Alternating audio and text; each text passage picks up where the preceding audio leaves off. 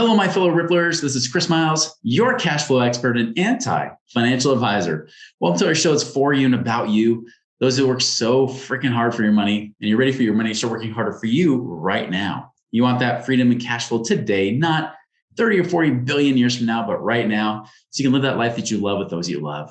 But most importantly, it's not just about getting rich, it's about creating a rich life, because as you are blessed financially, you have a greater capacity to bless the lives of others and create that ripple effect. And guys, I appreciate you letting me create that ripple effect through you. Shout out to those of you, especially those that have been reaching out with questions. You've been reaching out with even just how we can, bless your situation. Man, it's amazing to see just what's possible and how we can really condense those timeframes to create freedom for you now versus maybe never. So again, appreciate you guys doing that. Appreciate tuning in and binging and sharing these podcasts with everybody else. It's been awesome. Hey, as a reminder, I want you to go check out moneyripples.com. If you haven't done so already, go take the passive income calculator to see just how much you could create in the next 12 months. Because as you'll see with the topic here today, you definitely want to make sure we close that gap, right? We want to make sure you get there faster, and you can find out just how quickly you can start creating passive income right now. So go to moneyripples.com today. Chris Miles was able to retire twice by the time he was 39 years old. But he's not content to just enjoy his own financial freedom and peace of mind. Chris wants you to have your own ripple effect so you can live free today. He's not the financial advisor you expected. He's the anti-financial advisor you deserve. He's jumping behind the mic right now, ready to make waves. Here's Chris Miles. All right, guys. So I brought on a special guest, someone I've looked up to is really like a mentor to me, someone who's just incredible, achieved amazing things. Not only did he start out in real estate investing back in the 90s, did things with flipping and short selling, and he's even done things with senior living boutique more recently. I mean, this guy has done all the above and then some. So for many of you, this guy is like the veteran of really knowing what to do.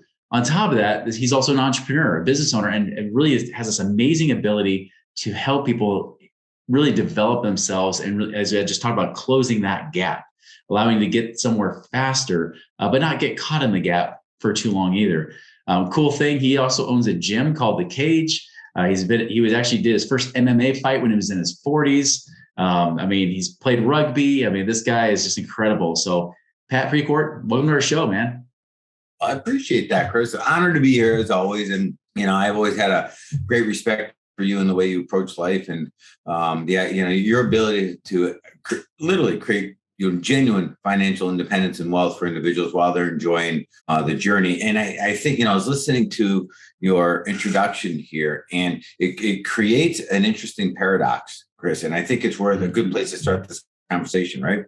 And the paradox is the idea that in life, generally speaking, and there's been reports and studies done on this, right, that there's a common denominator in those who achieve success in life versus those who don't. And you'll see the paradox here in a second, right? And that common denominator is the idea that those who achieve genuine success in life are okay with delaying gratification and focusing on the work at hand, right? So build up to where they want to get. Whereas those who fail to achieve success because they need immediate gratification in everything that they do. So you look at like the weight loss industry, or as an example, because it's so tangible, right?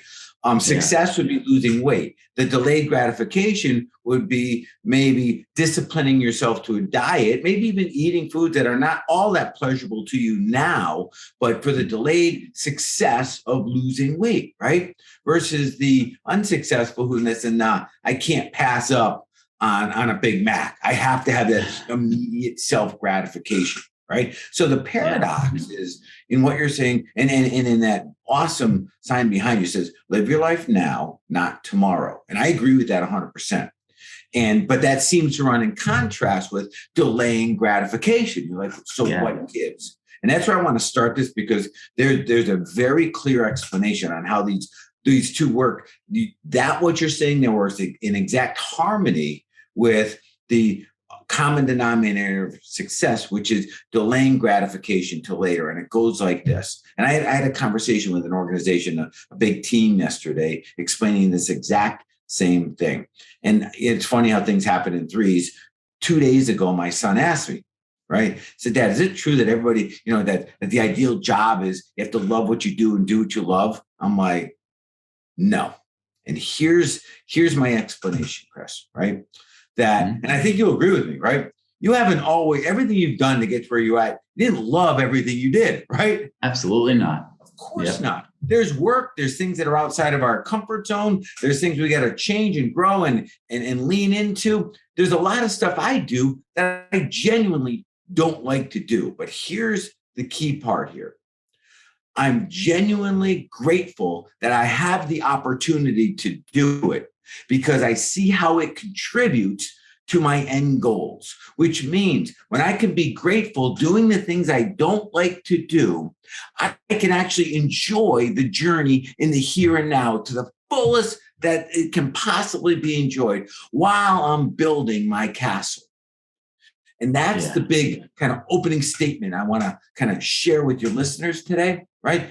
It's not, I have to go to work. It's not, I have to go do this hard thing, right? I get to do this. And it's a rung on my ladder to get to my next rung, which leads to my ultimate goal, my big thing that I want in life. Does that make sense? Absolutely. Yeah. I see a lot of people, they really create this mental sabotage, a lot of times because they get caught in that gap, right? They get caught of like, oh, it seems too far out. I'll just worry about the here and now. I'll just deal with today. Or they give into fear, they succumb to fear. And then of course that slows their progress down. And they do a lot of different things. They kind of almost push away longer, which is ironic because they want to get there faster, but the faster they want to get there, the more they push it away. When they look at what they have to do in a dark light, like this is work, this is struggle, this is scary, and they approach it in that mindset, guess what? The work is harder and it's more difficult and it's more scary and you don't do as good a job versus the mindset, I'm absolutely grateful to have this opportunity to be challenged like this. Yeah. The mind shifts. It sees things differently. Your entire energy that you take into it changes. And guess what? That energy causes an opposite of a response to it. It creates a ripple effect. So now how we approach it is changing the experience. And when you approach it in such a positive light, guess what? You do a better job. Things are just a little easier. The results come quicker. Right. So we are actually shortening the distance, cutting the line to the end result that we want versus the other way around, complaining and whining and distracting and blaming our way into it. Right. Guess what? We make it long and difficult and painful along the way. And things just expend out for sometimes forever. Does that make sense? Yeah. Yeah. I mean, how do you apply this in your own personal or professional, or even your real estate career? How does it work for you that way?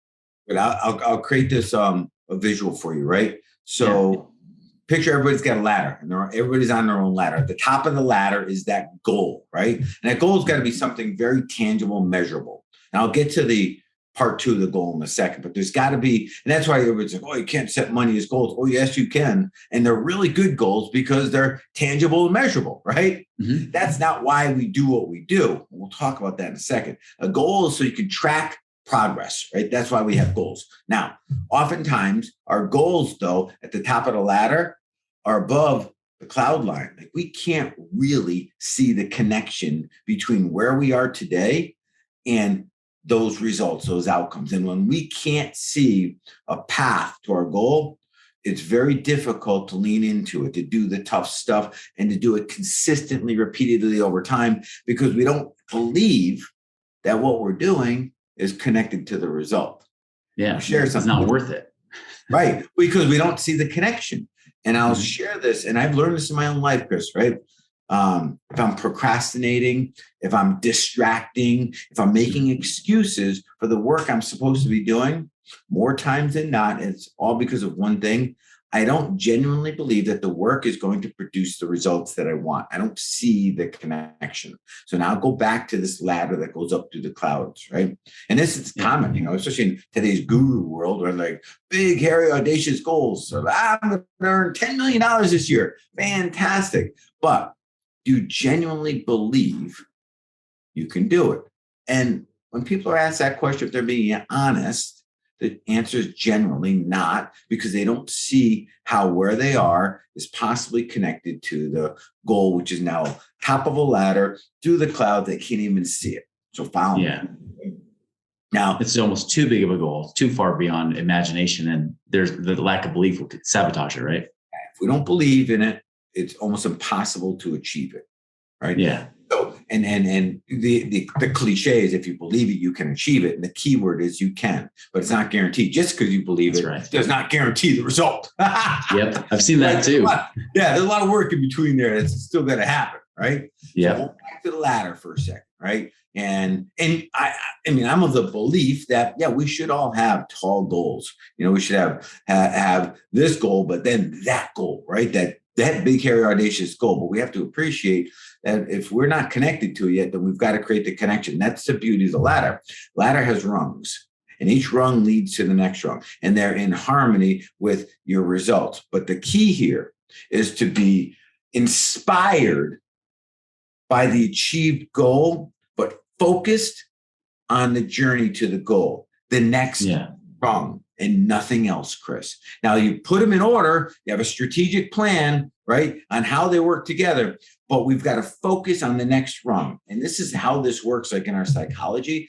As we're approaching that next rung, and we know for certain we got it, as we're reaching up to it, our eyes immediately go to the next one, and we're resetting that next level. And then that's where we start building a little momentum and a little pace here as we go forward, right? But to answer your question, when you don't believe in the end goal, all we have to do is sit down with a piece of paper, reverse engineer the actions required to get there, and then discipline ourselves to focus just on the next rung. Focusing up here can be way overwhelming. Think about on a ladder. If I stripped out 5 rungs, I said, Chris, I need you to get the next one. Like, I can't reach it. And you're right. That's why we have these intermediate rungs along the way. And they may not all be fun. Some of them may really suck. And that's part of the process. But if you can genuinely appreciate that the purpose of that rung is to get you to the next one, now we can enjoy doing things that we don't like doing because we understand the context. That kind of makes sense? Yeah, I like that rung concept because it brings me back to a quote I heard from Truman Cathy, the CEO of Chick-fil-A, where he talked about he doesn't make like all the exact 1 year, 2 year, 5 year, 10 year goals. He has a vision of what he wants, and then he just has the next rung, that next goal to get him there. So it's like point A to Z. He has B really clear. C, maybe he's gotten vision, but he doesn't have Y figured out. He's like, listen, it could change course. Something might change, that it could be a better path than I imagine in my mind now. I just need to get to that next step. So you bring up a really good point, right? There's a lot of information on this journey as we're building this that we don't know yet. And to his point, right? The information that we seek to fill in those upper rungs can only be gotten once we've gotten through the lower rungs. When we call this discovery, we have to go experience, get new feedback and insight, right? So if you look at the way the mind works, right? The mind, right, which makes all of our decisions and actions and results, right, has gotten us this far in life based on all of the experiences and knowledge and expertise and wisdom and mistakes and errors. This is how far it's gotten us. But that same mind can't go any further without new insight, new input, new feedback, new experiences, because it's got nothing else. It's maxed out every day. We need new, different to advance ourselves. So part of this is, all right, I'm going to discipline myself to go into something that I may not even be fully qualified to do, but I'm going to learn during the process. And that's what we refer to as discovery, right? And that's how we keep everything going forward. That was actually my next question, because, there's a lot of the doing that people always want to know. They want to know the strategy of how to get there, but it almost sounds like you're kind of alluding to the becoming that's required to get there too, right? So you bring up the becoming of the be, do, have, right? In order to have something we don't currently have, we got to do stuff we're not currently doing. That just makes sense. It's common sense. But we first got to become the person to do it. So the becoming. Now follow me on this. And here's an interesting little piece of it, right? So in our gym, you mentioned our gym. Our gym is a lifestyle fitness center, and it has the heart and culture of our martial arts. We train everything from jiu-jitsu and Muay Thai and MMA cage fighting. So you look at jiu-jitsu, Chris, right? And I could take a 1 week practitioner that's showing up for 5 days, right? For an hour and a half class each night, 5 days in a row. They can't spell jiu-jitsu, right? They're that new and they're a white belt and awesome. We're training for 5 days. And I'm going to put them on a mat versus this other guy who spent an entire year studying YouTube videos of the absolute best practitioners in the world. Okay. Hundreds and hundreds of hours of these guys studying and learning and memorizing all of the most common moves and the high level moves, right? And I'll put these two together on the mats. You know what? And within one round, call it a 3-minute round, this brand new white belt will have submitted this 1-year study student of martial arts, because the knowledge that we truly need can only be gained through the experience of getting on the mats and getting beat up a little. And it happens so much faster. 1 week, 1 year, and 1 year still can't compete with the 1 week white belt. Does that make sense? Yeah, absolutely. That's a reflection of how life works. Never mind in business and entrepreneurialism and spaces that we want to go into. Yeah, we can study till we're blue in the face, but we're not going to learn. True education can only be gained through the experience, the application of information. So you don't need this much information, right? We need this much information and this much application. And that's how we start to cut to the front of the line here. That's how we cheat the system a bit. It's kind of cool. Yeah, that's really cool. I'm going to ask you like how this applies to money and like maybe like a real life example for you or somebody else you know. But before we do that, let's just talk a little bit about what you do or doing right now, like what projects you're working on. What is it you're working on? How can people contact you? That sort of thing. Yeah. So to make it relative to money, real estate on that side of it, we're like you mentioned, we're in what we call the boutique assisted living space, and we have a home here in Connecticut, and we're looking to get into a new building and expand and build up to where it's big enough to where a larger entity would find interest in this conglomerate of homes. And that's kind of what our focus is on there. Now, I'm the real estate guy. I'm not the operational assisted living caregiving side of this space, right? But it's a unique partnership set up between a great operator and our company that does the real estate side, right? And we'll kind of build this together. And that's kind of that's where our focus is in real estate right now. But most of my time, my energy is spent, and we can call it personal development space. We can call it entrepreneurial development space, whatever we want to categorize this as. But really what I do every day is I help people just close the gap between where they're at, Chris, and where they're going. And I use a very simple formula to operate by, right? That your capacity, which is your expertise, your knowledge, your learning, your skills, plus your consistent action equals your results. There's no other pieces to the formula. And if you're not experiencing the results that you want, we just got 2 pieces to work with, right? More knowledge or more consistent behavior, action. And 99.9% of the times, it's right there. It's in the action part of the formula, right? And if somebody listening to this wants to do a little self-analysis, it's super easy. You look at the desired result, the end result that you want, and reverse engineer. What consistent behaviors are required by me to produce that result? And guess what? If we don't have those results, it means that that list of behaviors are not in alignment with our current behaviors. And all we have to do is align them, and we'll start producing those results. So I'm speaking kind of high level, right?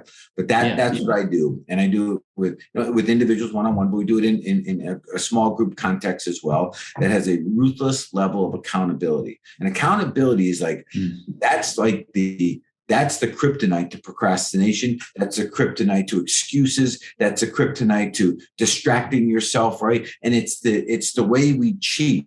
Literally cheat, because like I said, the mind that got us this far won't get us that far. And that mind sometimes is very limited in believing what we should be doing next. But when you have a proper accountability set up, and proper accountability comes along with the lever of pain. And that's the true driver here, the avoidance of pain to get us to do something that we want, but we're unwilling to do on our own. That's why we have accountability partners, which means that spouses are not good accountability partners. They care too much about us, right? You take an organization like we have set up, and the way we put it all together, we have a ruthless level of accountability. So you don't try it, right? This is something you commit to, and you will get the results. Then you can decide if it was worth it for you. That's fine.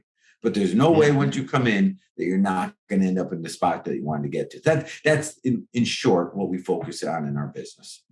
Yeah. Well, give us a quick story just like of how someone actually applied this and made it work for them, like from a financial standpoint. Yeah, perfect. Right. And that would, I mean, I'll just pick a client. We'll just use an artificial name here. We'll use, okay.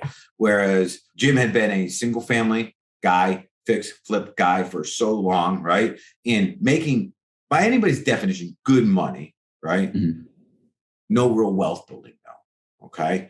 But he knew what he was doing. It was, and here's something we got to understand about human psychology because it's a trap. He was very certain every day in what his results going to be because he knew this space so well. And he built up a nice little nest egg, but he was not out of the game. And he didn't have an exit out of the game, right? But he was putting in still his 50, 60 hours a week. So picture, I'm sure you know a lot of people exactly like that. Hard work, dedicated, focused, good at what they do, and stuck, right? When you look at the time money formula, one's going to run out before he could ever have enough of the other, right? And this Jim is in his early 50s already, right? So the time is ticking fast, right? And he came in, so that was his frustration, right? And here was the tough part with Jim, and it's with most of us, right? If we want to learn something new or grow or expand or make a big change in our lives, right? They said the mind that got us here is not the mind that's going to carry us there, which means we have to first let go, which is ego, self-image, facade, what we believe right now is right or true, right? We've got to let go and make space for the new. And the shift we made is, hey, listen, you're a great practitioner. You're not afraid to work. You have a little nest egg here, but this has got limitations here. Let's just move into a different asset class, which was in this case, self-storage, right? And brand new class knows nothing about it, right? Yeah, that's fine. Because like I said, all we need is a little bit of information with a tremendous amount of action to produce massive results. Now, I'm not a self-storage expert, right? But I know experts that I was able to put them in contact with.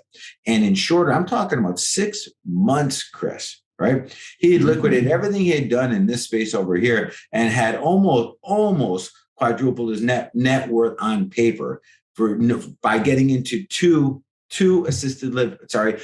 self-storage facilities that fast. Now, again, my expertise is not in wealth building. My expertise is not in any one asset class or what you should do as a real estate investor. And I lean into experts like you for that type of wisdom and insight.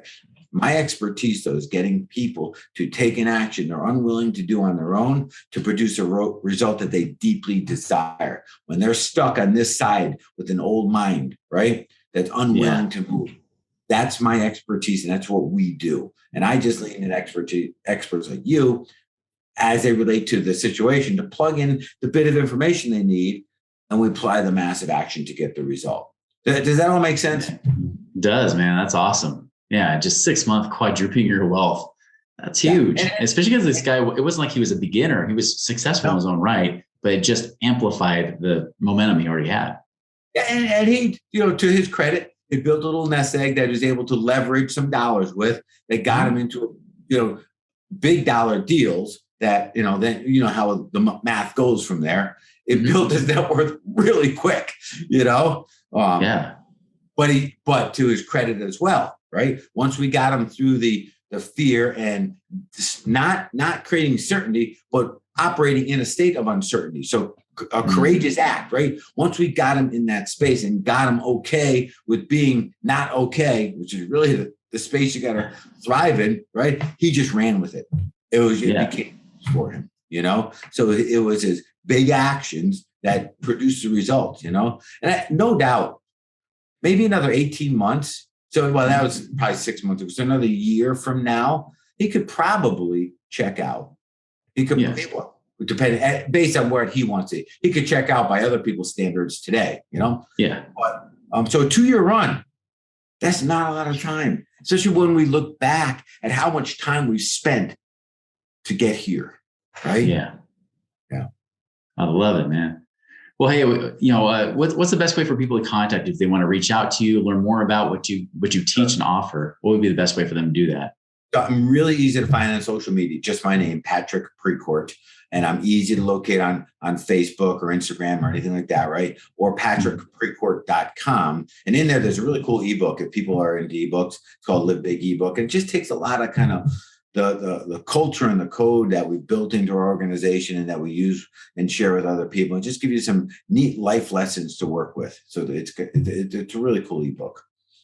Awesome. Well, everybody, be sure to check out patrickprecourt.com as well as look him up on social media. He's awesome. Obviously, as you can already tell, high achiever. And that's the thing. So we want you guys to not just try to do the actions, but also become the person and do the right things and be held accountable to getting those results faster. So you get everything you want today versus tomorrow. Right. And that's what we're really here for. So again, appreciate your time today, Pat. I'm honored to be here. And if you take nothing else away from this call, if you can figure out how to enjoy everything you do every day, it's how we cut the line. It's how we condense time and shorten our path to the end result. All right. You guys are awesome. Chris, honored to be here with you today, brother. Absolutely, man. It was such a value to have you on our show today. And thank you so much. And everybody else, it's all about getting that stuff to work in your life now, not just working hard, not just working smart, but working right. So guys, I invite you guys to do that. Be sure to go check out Pat's stuff. Go and make it a wonderful and prosperous week. And we'll see you later.